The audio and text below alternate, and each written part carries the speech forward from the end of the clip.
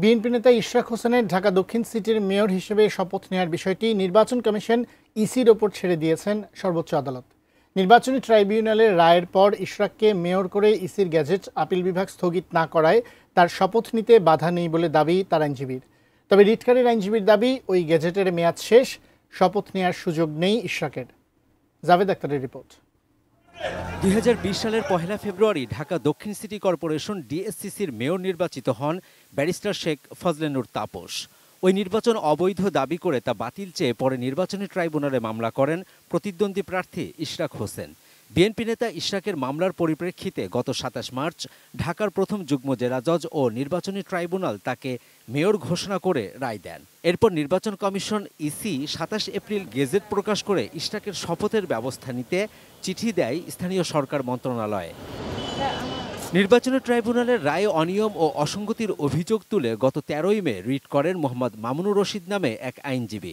ইশরাককে mayor হিসেবে শপথ না পড়ানো ও তাকে মেয়র ঘোষণা করে নির্বাচন কমিশনের গেজেটের কার্যক্রম স্থগিত চেয়ে করা ওই রিট গত ২২ মে খারিজ করে দেন হাইকোর্ট।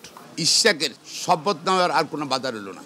হাইকোর্টের ওই রায়ের বিরুদ্ধে লিভ টু আপিলের শুনানি হয় আপিল বিভাগের পূর্ণাঙ্গ বেঞ্চে। বৃহস্পতিবার ইসির আইনজীবীর বক্তব্য শুনে সর্বোচ্চ আদালত ইশরাক ইস্যুতে নির্বাচন কমিশনের ভূমিকা নিয়ে ক্ষোভ প্রকাশ করেন। অ্যাপিলেট ডিভিশনের বক্তব্য হলো যে ইলেকশন কমিশন এই যে আইন মন্ত্রণালয়ে ফাইল পাঠাবে বা অন্য কারো মতামত দেবে, ইলেকশন কমিশন এগুলো রিকোয়ার করেন না।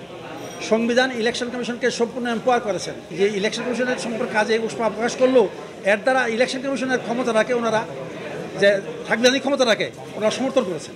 পরে আপিল বিভাগ ইশরাকের মেয়র হিসেবে শপথ নেওয়ার বিষয়টি ছেড়ে দেন ইসির ওপর। আপিল বিভাগের যে অভিমত প্রকাশ করেছেন, এইটা ডিসপোজ করেছেন, সেখানে নির্বাচন কমিশনের গ্যাজেটটাকে বাতিল ঘোষণা করার কোনো সিদ্ধান্ত প্রকাশ করা নেই।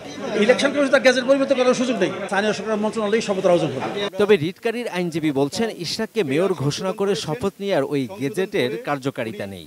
মেয়াদ শেষ হয়ে যাওয়ার পরেও মামলা ছিল বলে উনি আবার করবেন, শপথ নেবেন, এটা নয়।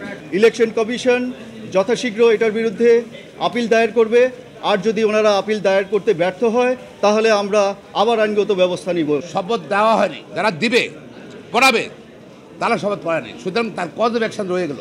যদি শপথ না দেয় সরকারের পক্ষ থেকে, তারা আইন মানে না, আইনের ব্যত্যয়তা এসে এটা জনসমক্ষে চলে আসবে।